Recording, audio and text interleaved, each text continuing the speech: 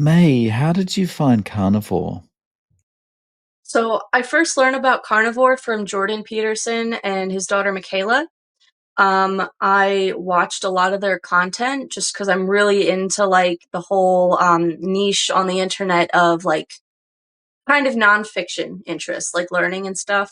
And at the time, it just seemed like it was something that they needed to do because of their severe health issues. And I didn't really consider that it was something for the average person. But Michaela had Ken Berry, a medical doctor in the carnivore space, on her podcast. And this was, I want to say, like 2022 or something like that. I can't remember. It was many years ago now. And he came at it from a perspective of more or less a normal person. He had more health issues than I certainly do because I'm still young. I'm in my 20s. And he had obesity and he had severe heartburn and all that stuff. So I wasn't really dealing with that. But for the most part, he was kind of a normal person. He wasn't to the level of I get severe allergic reactions and depression and hallucinations from eating any plants. So that was where I kind of started to see it as like being more of something for the average person. And as I started to learn more about carnivore and go down that rabbit hole on YouTube, it seemed like there were a lot of health issues that were being resolved from carnivore that weren't even necessarily like the major things you think of. Like you think of heart disease, but then there were also people who had like diabetes that were getting better and acne that was getting better and like chronic fatigue that was getting better. And then I started to think, okay, what are all these issues that I have that I want to improve with my health? I wonder if carnivore could fix that. So, for example, I had nasal polyps, which are like a non-cancerous like growth in the inside of your nasal passageway that blocks breathing, and that had been affecting my sleep since probably my early teen years. It could have been my preteen years, but my early to mid-teen years. And I didn't know I had it. All I knew was for whatever reason, I didn't sleep well.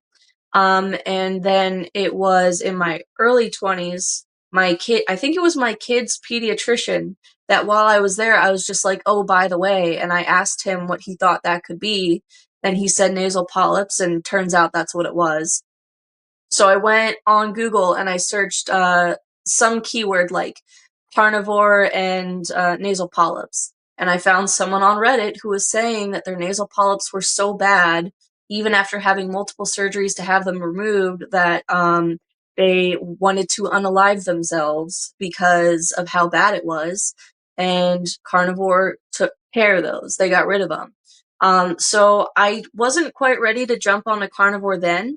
My plan, because this was like it was like the end of the year or something. It was like December, and by the and I thought, okay, maybe I can start looking for patterns in whatever this is. And I thought, okay, is there a connection between like nasal polyps and the carnivore diet or a non-carnivore diet that makes sense?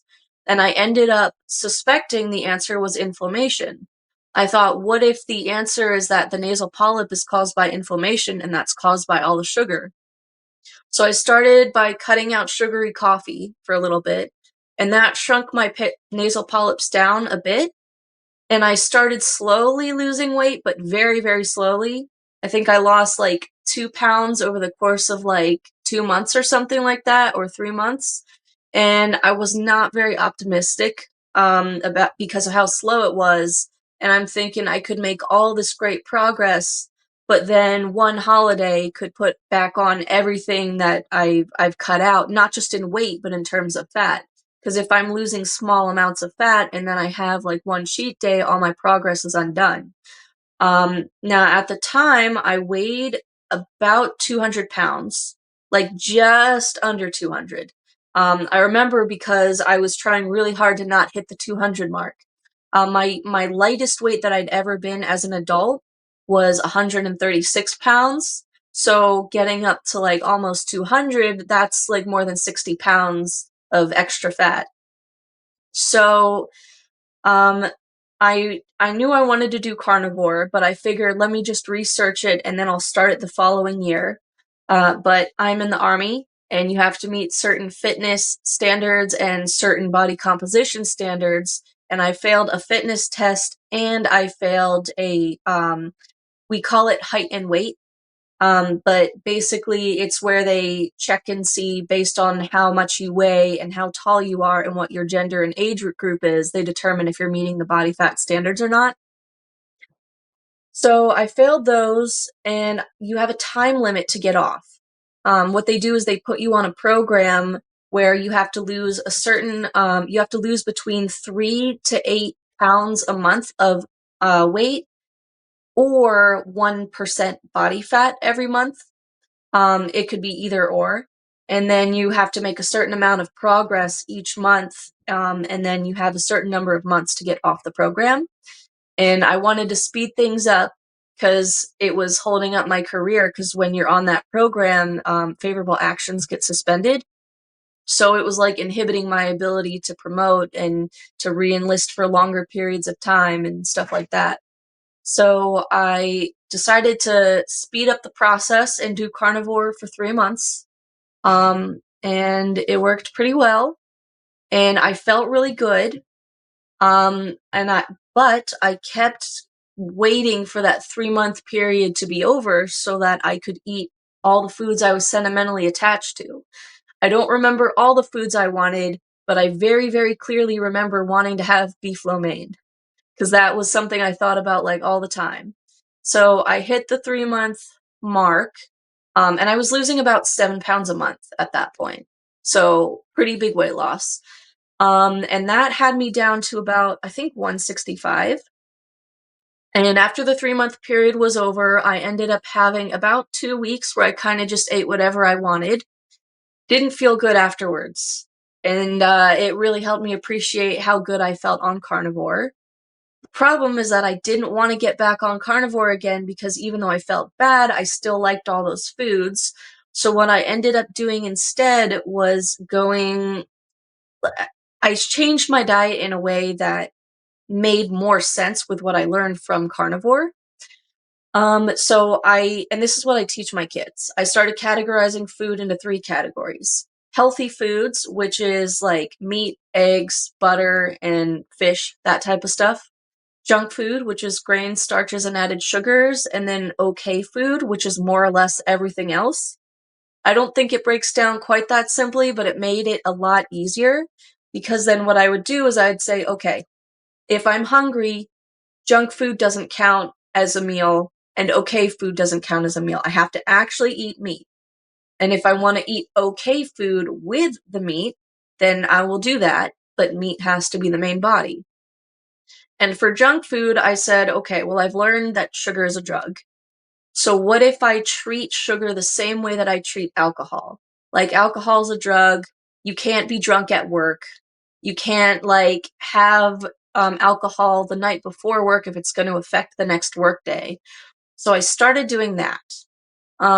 And basically just like saving the processed foods for at the end of the day. And that seemed to kind of work.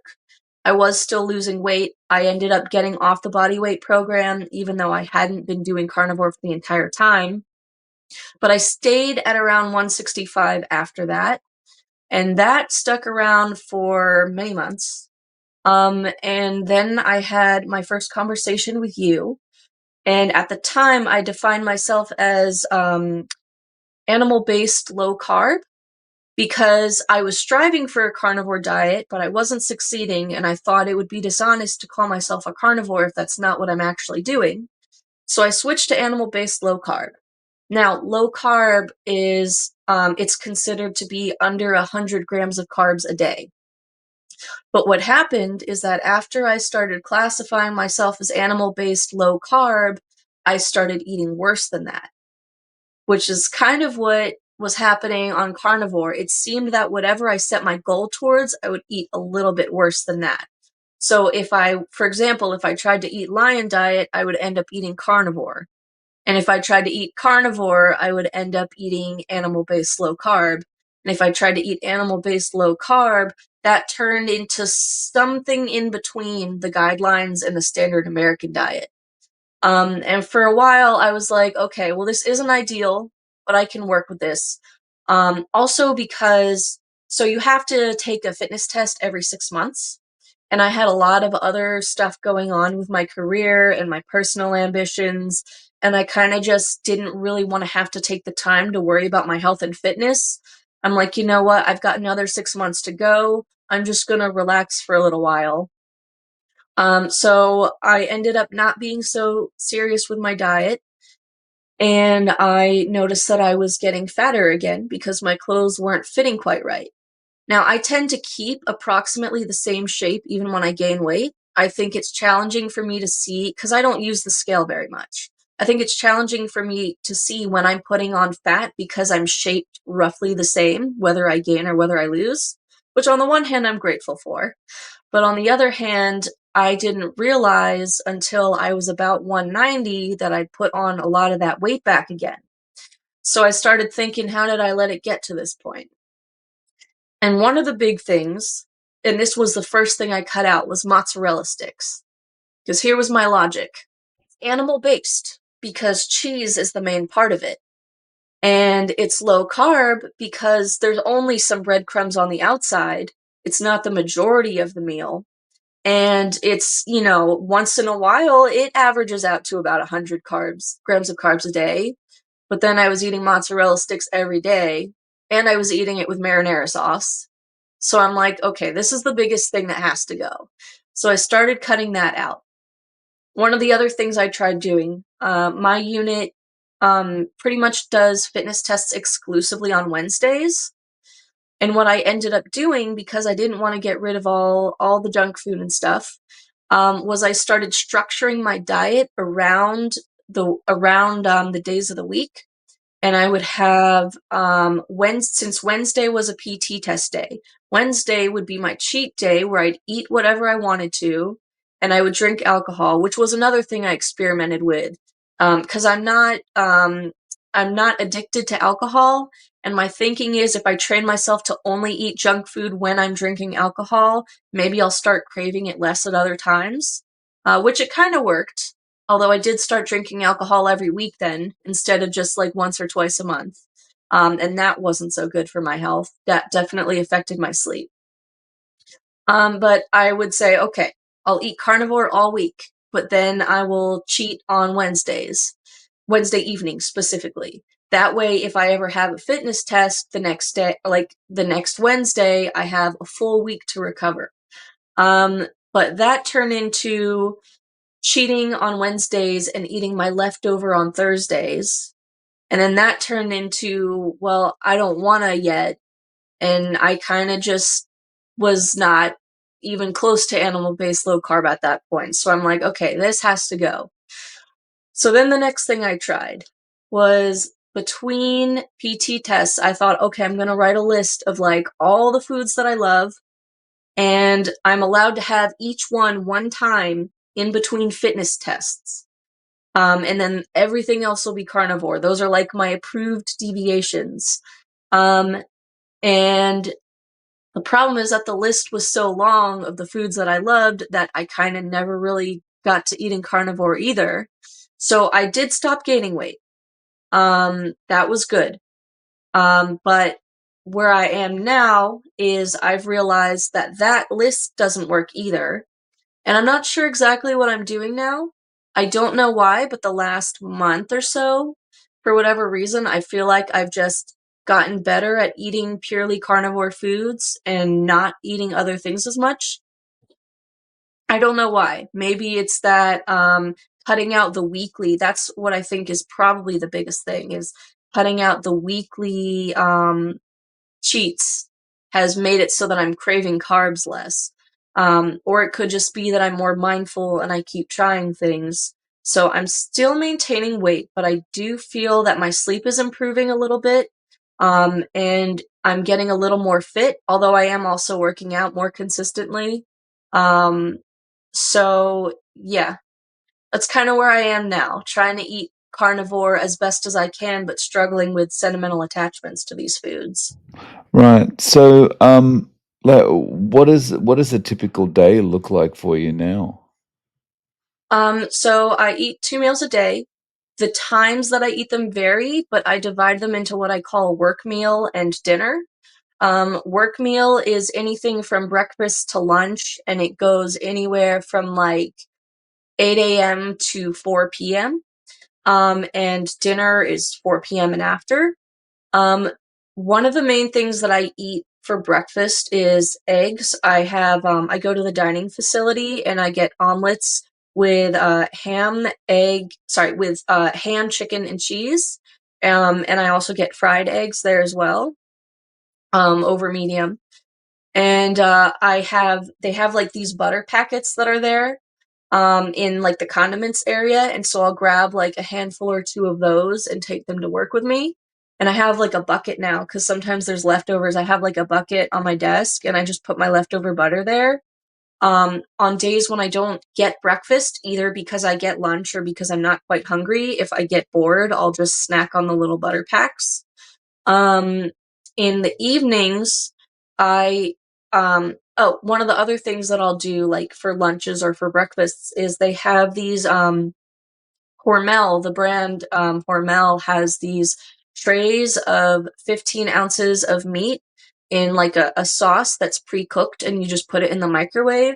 So I get either shredded beef or pulled pork, and it's like $5 to $7 for a pack of those. So I'll have that. Sometimes I might add in something like butter or flavored cream cheese. Like Philadelphia brand of cream cheese has a what's it called? Like a smoked salmon flavor, so sometimes I'll do that, or I'll have like a garden vegetable one with it. Um I drink I tried not to drink coffee for a while because it was making my hands shake and it was affecting my run. But lately I have been drinking coffee because I hurt my ankle. And I'm not running quite as much, so I don't feel the difference. But it's either coffee or it's tea with heavy cream. I have that most of the days out of the week. And I might have one or I might have several, kind of just depends on the day.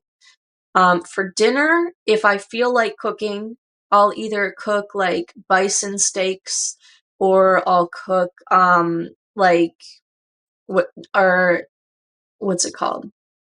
I cook my own eggs, but like I put them in a soup. I'll get like a chicken broth or something, and then I'll put butter at the bottom of the pan to keep the eggs from sticking, put the eggs in, and then cover it up with broth. And then I'll have that, or I'll have like boiled eggs. I've also started occasionally when I can afford it, I use a meal service called Factor, and they have like pre-portioned food. So what I do with those is I get the ones that are more ketogenic or like that don't really have grains in them. And my philosophy on vegetables is if I want them, I'll eat them, but I'm not going to eat them just because they're there, even if it means wasting food. Because if I don't like them, it's probably my body telling me it's not good for me, and I'm trying to get okay with wasting things. So I'll throw out the vegetables if I don't like them, and I'll eat them if I do. One does not fill me, so what I do is I'll take two of them and I'll put them in a bowl with half a stick to a stick of butter, and I'll microwave it all together. And then I basically have like sometimes it's chicken, sometimes it's salmon, sometimes it's like something steak based. So it'll basically just be a meat with some vegetables and a whole bunch of butter. And then when I don't feel like cooking, one of the things I'll do is I call it roll-ups. It's like a sandwich alternative. And it's basically the cold cuts. It's the meat, it's the cheese, but then I roll them up. And then I might dip them in a condiment, like mustard, or I'll dip them in olive oil or something like that. So that's what most days look like for me. And then it's hard to explain exactly when I have junk food. I've been having ice cream more lately. I've always loved cakes and brownies and stuff like that, but I'm trying to do ice cream more just because at least it's mostly cream at that point. And it doesn't seem to affect me as badly, even though I definitely feel like a dip in my energy and I feel like the water weight coming on from that. So if I'm watching TV with my husband, a fair amount of the time I might have like ice cream. Right. And, eating this way, you're kind of feeling better than you were before when you were, like, trying to moderate on certain days and that kind of stuff?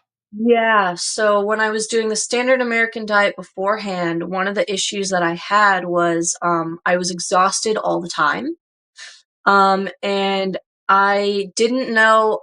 I thought, "Okay, maybe it's just because I'm a single mother." At the time, I was a single mother, I'm not anymore, but I had, like, an infant, and I'm like, "Okay, maybe I'm just exhausted because I have a kid."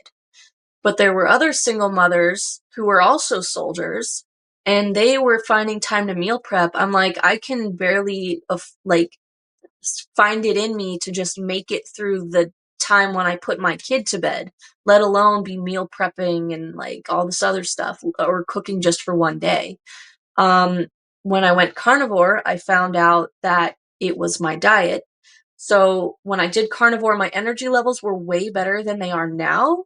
But now I am much, much more functional than I was when I was doing the standard American diet. So that, and I sleep a lot better also. I don't sleep as well as I did on carnivore, but I sleep a lot better than I did on the standard American diet. Right. Do you think, that over a period of time, you'll be able to kind of reduce those things like the ice cream and that kind of thing to kind of move further towards a more kind of strict carnivore to improve things like your sleep? I think so. Because unlike other diets where I've had, like, calorie counting, for example, it's been the short-term progress. Or when I went organic for the first time, but was still eating all the same foods, it was, like, better for a little bit and then it stopped. But I liked carnivore so much that it is something that I'm actively working towards, not just because I should, but because I feel actually drawn to it. And the fact that I've stopped getting worse and been able to maintain not getting worse, I think is a good sign. I've also, because I've struggled so much with how come I'm not on the carnivore diet, I've been trying to think about what is it about these foods that really make me drawn towards them other than the addiction. Which, by the way, this is one benefit is, since I cut out my weekly cheat meals, I don't crave junk food anymore. With the exception of sushi, I would consider sushi to be junk food. Once in a while, I'll crave that, but it honestly might just be the fish that's on it, that I'm craving. But the cravings, the physical cravings are pretty much gone now, and it's mostly just the emotional element of it. And I've realized that there are a couple of things that I do around food that's been holding me up. I'll use it to console myself if something bad happens. I'll use it to celebrate if something good happens, or I'll do it for the ambience of it because I associate with certain seasons or holidays. And so what I've been doing, and I think this is working because it's been slow progress, but it seems to be consistent, is I've started to think, what are other ways that I can view healthy foods in a way that fits with, like, what I'm drawn towards. And I'll give you one example. I really like the witchy aesthetic. I really like, especially in the fall time when it gets cold out. And I think about, like, cozy cottages and all this other stuff. But one of the things that you'd see if you're looking at, like, colonial America, for example, is lots of plant foods. So one of the things that I started doing, I have two sets of dishes. I have plain white circular dishes, and then I have, like, square, kind of like brownish, bluish, like very homely looking dishes. And I only use the pretty dishes if I'm eating meat or eggs. And then I save, like, the dishes that I don't really like, because even though they're simple white, like, for whatever reason, I just really don't like them. If I'm eating junk food, I'll use the dishes I don't like. And then in my mind, if I picture, like, those colonial people, like, eating a homely meal inside when it's wintertime, I picture them eating meat instead of eating plants. And that actually has had a lot of a shift in terms of my evening, like, boredom. Also, one of the tricky things is, what do I do when I watch TV? Because that was another thing that I do is when I watch TV, especially with my husband, it's what can I do to entertain myself? That one, the answer surprisingly, I've got from something other than diet. There's a game. It's called Slay the Princess. It's like an independent choose like your action and it impacts the story type of game. I didn't play it, but I watched somebody else play it.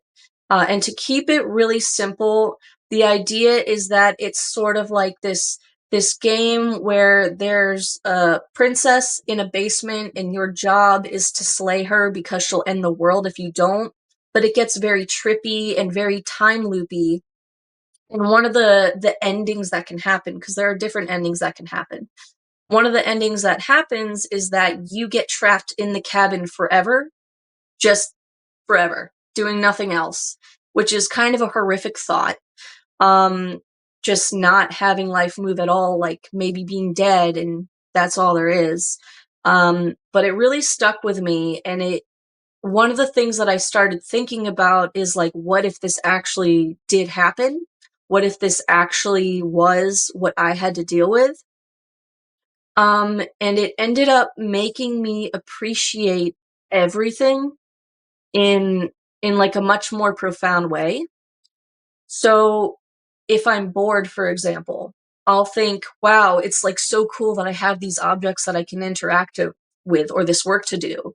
Or I was on gate guard at one point, and my job was to just stand there and check the IDs of everybody who went through onto the base. And I was like, what if I had to be here forever? Because that's what I do, is what if I were here forever? And I would think, well, I'm so grateful that there's people coming through here in different faces and little social interactions and cars to look at and stuff like that. So whenever I find myself bored, that's something I go back to, is how appreciative I am of the stimulation that's happening around me. And that helps a lot too. I, that's a part of why I'm able not just to stick to ice cream, but why I'm eating less when I watch TV. Something I try to do is just have some nights where I watch TV and I don't eat anything. Like I might have my sparkling water or my unflavored element, but I have those all the time so they don't feel special. Is just trying to be like, okay, if I were here forever, I'd be grateful that I had something to watch on TV. And I'd be grateful that I had my husband next to me to talk to me. And that's a surprising, like, unexpected thing that I encountered that has helped also. So basically, yes, I am optimistic about the direction I'm going. It's very slow progress, but I'm not letting myself be defeated by it. I'm just reminding myself that slow and steady wins the race, and the fact that I'm being consistent and still moving forward, that has me feeling pretty good. Um, so thinking about how you've gone through this process, if you were talking to someone that's also struggling to kind of stay with carnivore or stay with lion or something like that, what advice would you have for them?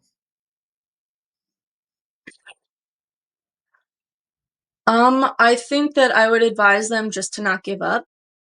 Um, One thing that I learned, this was from a book called Intuitive Eating.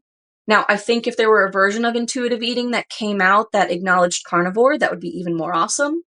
But one of the things that this book talked about is this phenomenon called last suppering, where what you do is you go on like a diet and you fail, you have your cheat, whatever it is, and you say, okay, well, I'm going to do it again, but this time I'm really going to succeed. But before I do it again and I never get to cheat anymore, I'm just going to eat as much as I want to of all the foods that I love. And it ends up being worse than when it started. And so kind of just not letting yourself be ashamed. um, I guess it also depends on your mindset. Like if you're struggling to stick to it and you're like, it's not that bad.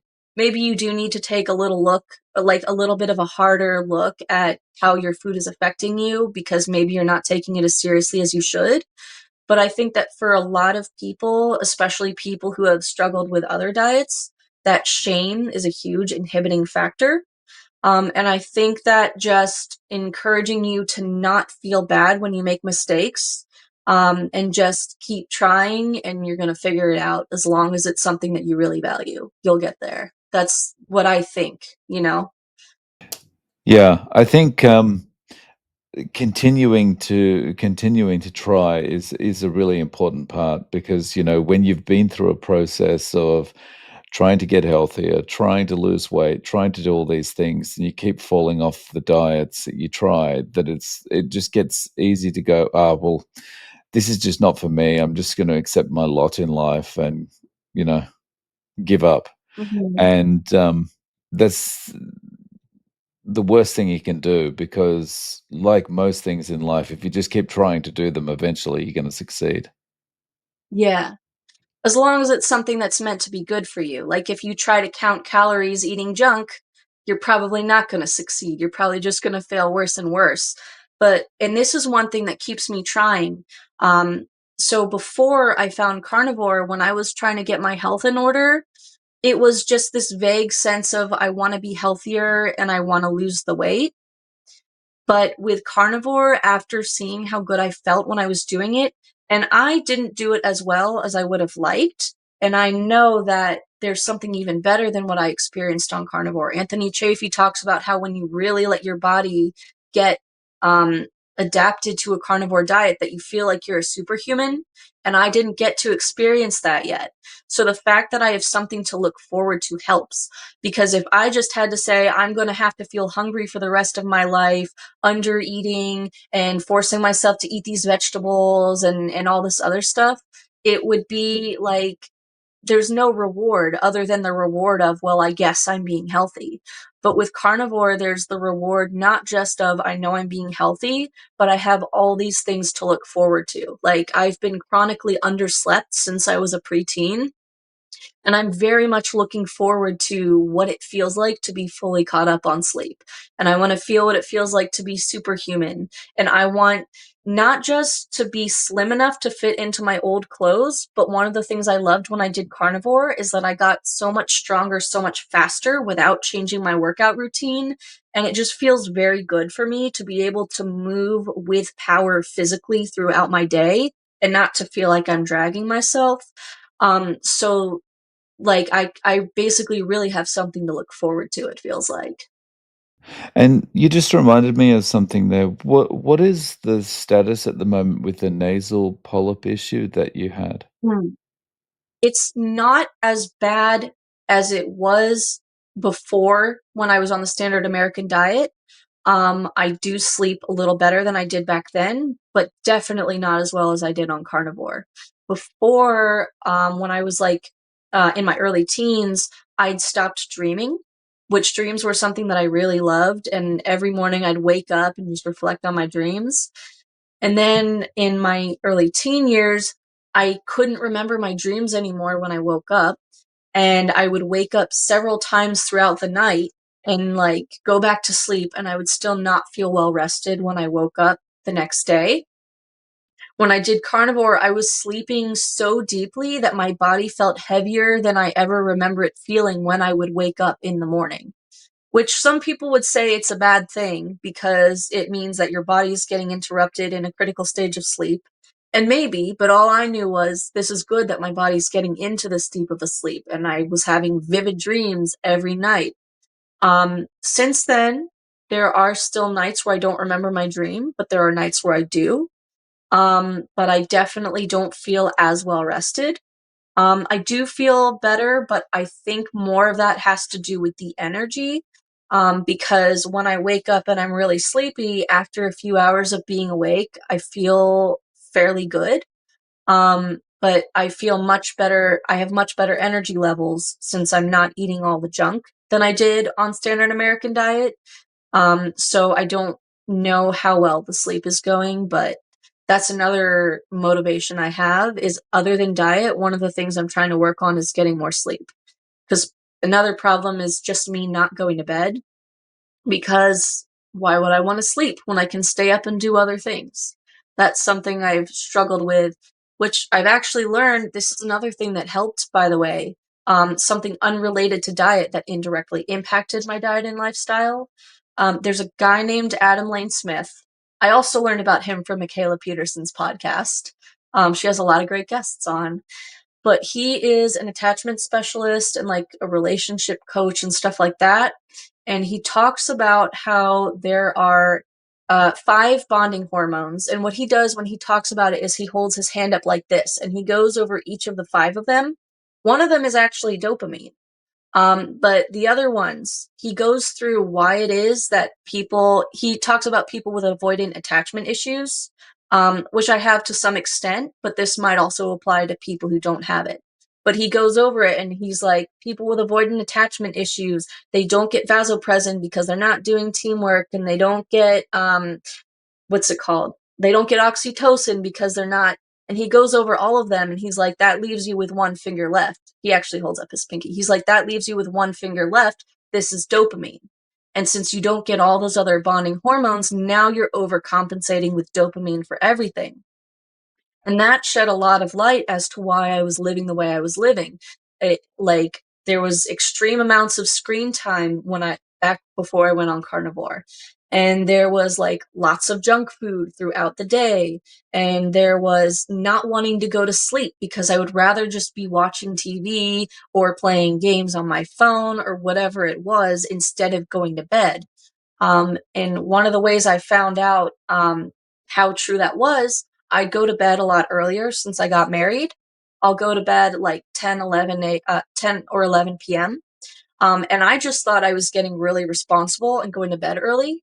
But I started noticing that on nights when my husband was out of town for whatever reason, that I would stay up till like 2 a.m., just like I did before we got married. So there was something about having someone to go to bed with that just like it it made it easier for me to make that healthy choice. So another thing I've been working on is developing better relationships with the people in my life and bonding with people better so that I'm not needing dopamine as much to overcompensate. And that's something that's also been helping. Oh, that's awesome, and that's really interesting. Going forward, you're hoping, these kind of healthier habits just continue and build momentum and so forth. Um, it'd be really good to touch base with you in 6 months and see how things are Yeah, going, May. sounds good. I do have one more thing that I started Mm, doing that also has been helping. I noticed that, as I told you before, if I tell myself I'm going lion, then I'm doing carnivore. If I tell myself I'm going carnivore, then I'm doing like animal based low carb. What I've started doing is telling myself like I'm just carnivore or I'm just lion, depending on the day. And then that way, if I slip up, it's not that far away. And that's something that's also been helping. that reminds me of things that, people often talk about in business, when you're trying to achieve some kind of sales goal or something. It's like, shoot for the stars and you'll at least land on the moon. Yeah, I have heard that too. I actually think of that sometimes, but you kind of brought it to the forefront of my consciousness. So that sounds about right. Yeah. So, May, if people want to reach out to you, is there any way of getting in contact? Yeah, so my email address is maylenedawnblake@gmail.com. And this summer I got an Instagram now and it's at Maylene Blake. So if people want to reach out to me, those are some ways they can do it. Um, They could also, like, if they're interested, I do have my own YouTube channel. It's called Coffee House for Truth Seekers. So if they want to check out my stuff there, they can. I have a few carnivore videos, I think. Two. I have two carnivore videos. I have more. I wanted to talk to you about this, but I forgot till just now. Mm. Something interesting that's happening, I've noticed more people being open to the carnivore diet, including other soldiers. We had recently we had several soldiers in my unit that were flagged for body composition issues, and I've been talking to them about the carnivore diet, and one of them ended up deciding to try it. I still have to follow up with him to see how he's doing because the last time I saw him he was only a couple days in, but I encourage them. I'm like, hey, why don't you give carnivore diet a try, even if it's just for a few months while you get off the height and weight program. You'll be allowed to eat as much as you want. You won't have to starve yourself for your like monthly check-ins. And I got one person who did that, at least, and several who were kind of interested. And it's actually interesting timing, but today we had a nutrition counselor come by and educate us on nutrition and stuff, and she was preaching like the My Plate stuff and the guidelines. But there was one individual who he was like a non-commissioned officer. He was higher ranking than me. He was asking her questions that were non-confrontational, but that gave me the impression that maybe he wasn't really buying into the My Plate thing.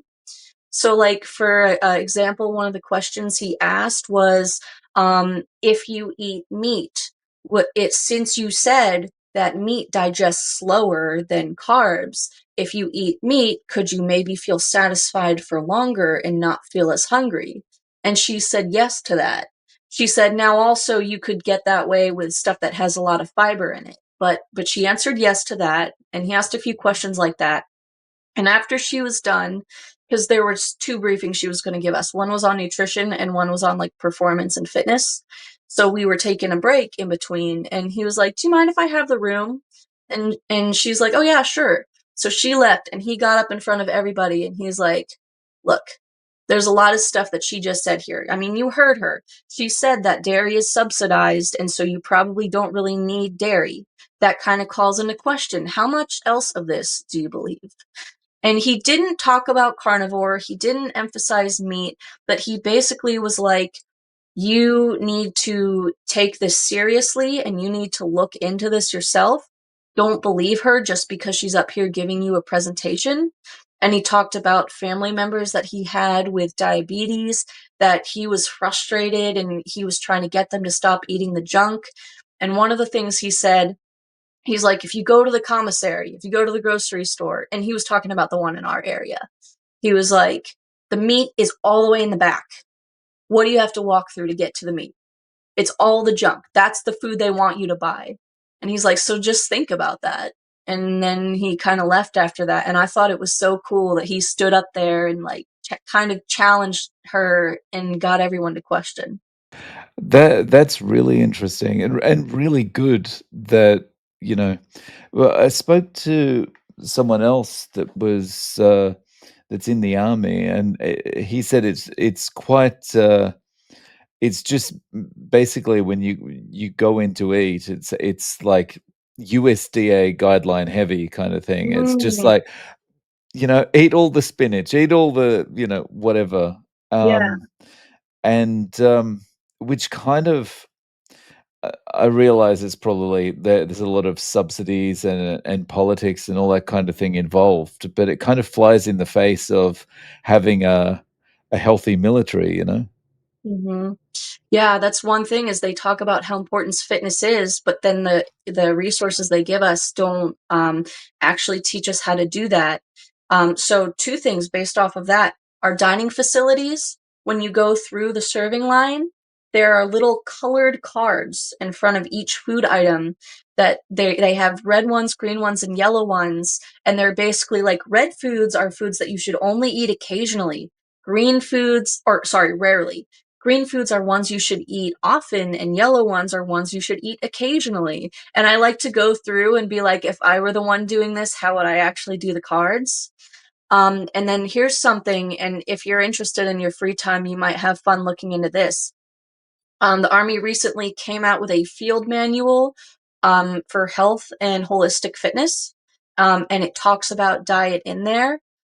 It's called FM7 22 if you want to Google it, but that is basically like the official Army field manual on how to be healthy. So it might be cool to look through there and see what kind of stuff they have. I've looked through it for different things, especially when I was studying for the promotion board, because like that's a big one they ask you questions about.